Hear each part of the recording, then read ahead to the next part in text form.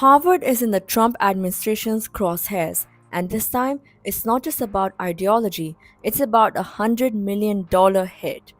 The Trump administration is moving to cancel all federal contracts with Harvard University worth nearly $100 million.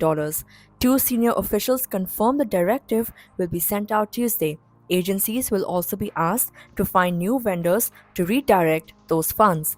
The General Services Administration will lead the charge. It's sending a letter to all federal departments asking them to identify any contracts with Harvard and see if they can be cancelled or moved elsewhere.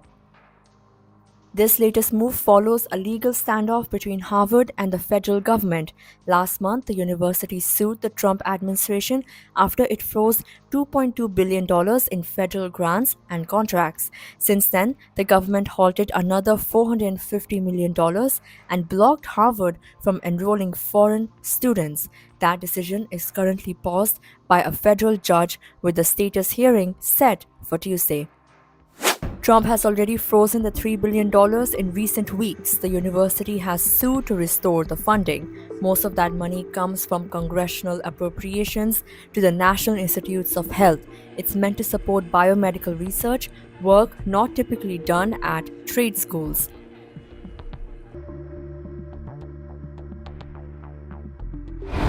The funding freeze comes less than a week after Trump's administration tried to block Harvard from enrolling foreign students, but on Friday, a US judge temporarily stopped the move.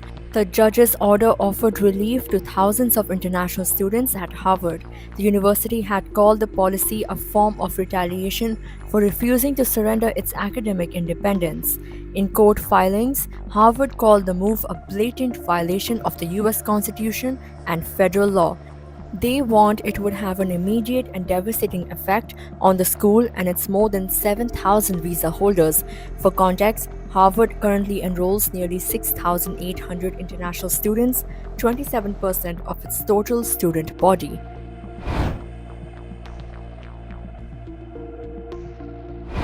The funding threat is the latest escalation in Trump's campaign against elite universities. He and other Republicans have long accused institutions like Harvard of left-wing bias. In recent weeks, his administration has floated ending Harvard's tax-exempt status, increasing taxes on its endowment, and even launching civil rights investigations into the university.